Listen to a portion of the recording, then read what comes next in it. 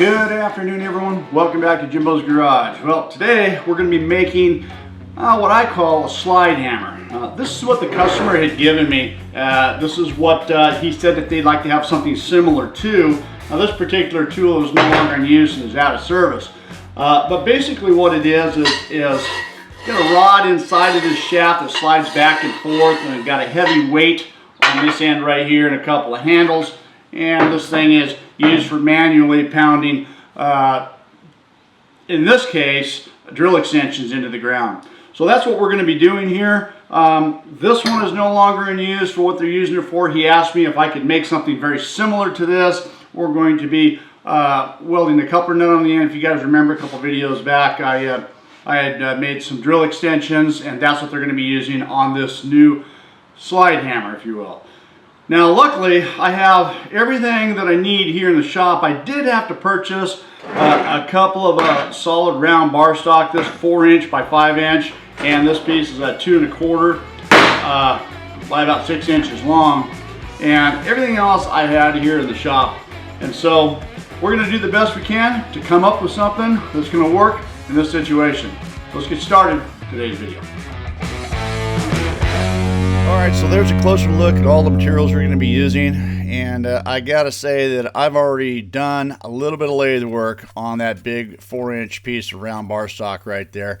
But I didn't want to bore you with that. I had a problem with my lathe. It took a couple of days to get it fixed, therefore it took me a couple of days to get that turned. However, we got it done, and we're moving forward.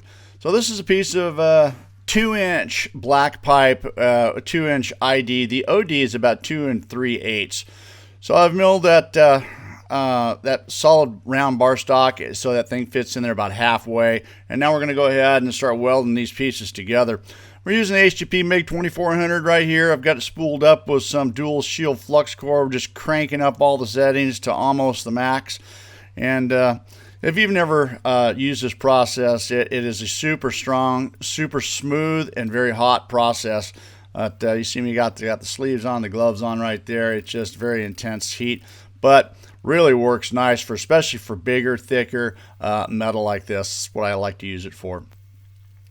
So I'm just going around and just welding the outside perimeter all the way around right here. You know, I got this done, and I thought, you know what, there it is. That's good, but I really wasn't happy with that. I just figured that I'm not certain if that's going to be strong enough. There's going to be a lot of pounding on it, so I decided to go ahead and put a cap pass on that.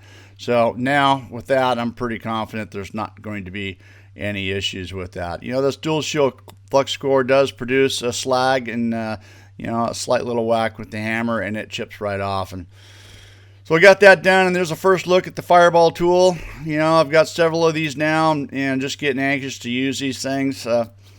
And this is a good start right here. You can see that's a solid 1" bar we're using for the shaft, and that is just the other little machined part that I put in there. And trying to get the weld on the end of this right here, you know, I had a hard time figuring out how to hold it in place, so I had to come up with the quickest thing I could think of, and that was that pipe wrench deal. Worked out pretty good. Now I'm cutting the end pieces right here to try to create what I need to for the coupler nut that's going to fit on the very end of the shaft. And, you know, there's a bunch of little parts that had to come together. Now that I got the lathe fixed right here, it's working. I just flip over from the 4-jaw to the 3-jaw right here and get the first of a couple parts in here. This wasn't too bad. I just had to do a little bit of machining on the outside so it slides in that 1 1/4 thick other piece that I had, and you'll see that here in a minute. Once this thing is shaved down a little bit, it slides right inside there, and that's what I need to do, and just tack that in place. And then the coupler nut goes on the other side, and then both sides will get welded completely around, and then the other side is what's going to get welded to the shaft. Or the next piece we're going to make is the coupler that goes on there, and you'll see that here in just a minute. Now, this is about 2 3/4" round bar stock, and I was a little skeptical whether or not the old fine slugger was going to be able to cut this without too much problem, but it blew right through it with no issues at all. And I was checking it for hot, and it didn't even get hot.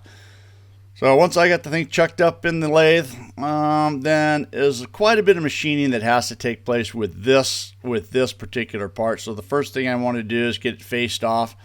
And again, I'm not a machinist. I'm learning. I'm learning my way through this. So, you know, if all you machinist guys out there, I don't want to get too much criticism. You know, I ultimately got the job done. This may not be the right way to do it, but hey, it's a learning process for me, and it's a fun one. I really enjoy working with the lathe. I had one guy correct me here. Just you know, I called it the 42-inch Atlas, and the gentleman reminded me that it's not a 42-inch. 42-inch would be actually the diameter that you'd be able to cut on that. So this is a 1042 Atlas. So 10 inches is the maximum diameter that I can chuck up in there. We can see I got the outside all machined off there. This fits inside the 2-inch pipe right there. And now it's time to drill a hole in here. This hole needs to be 1 1/8 diameter. So I started off with a 1/2 inch drill, and it went right through there. You can see the chips coming off there, pretty cool. This bit was super sharp, and it just went right through there with no issues at all. That was the 1/2 inch hole. You can see there's another angle how that thing just blew right through there. Just really nice. Nice to have sharp bits. I stepped it up to a 3/4 inch. Now the bigger you get, the harder things harder things are to drill.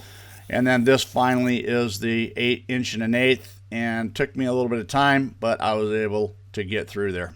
And then some fine tuning on the outside right here to be sure it matches the outside diameter of the pipe. And then this goes together. You can see the shaft goes in, the collar fits over the top like that.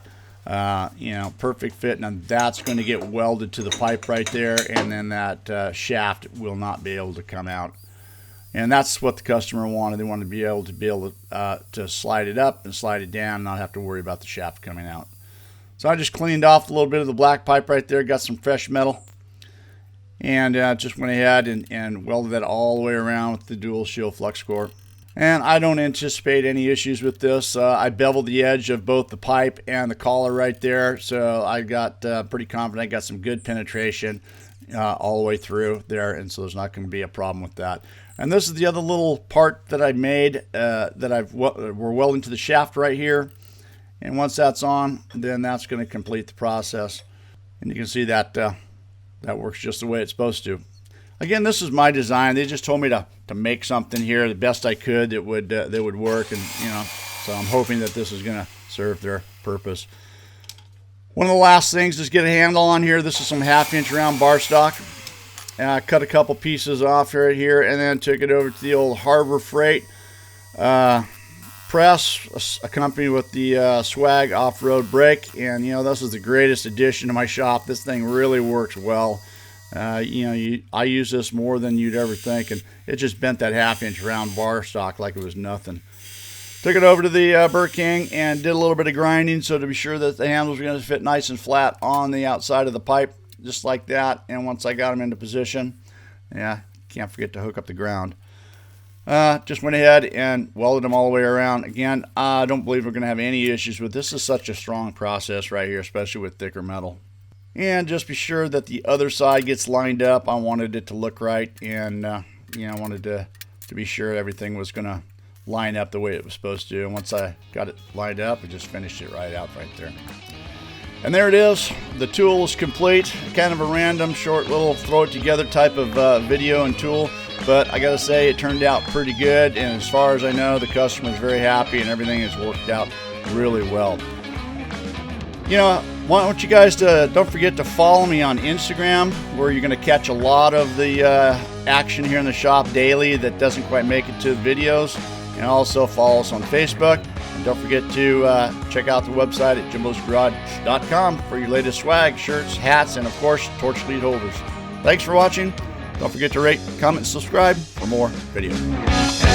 See you next time on Jimbo's Garage.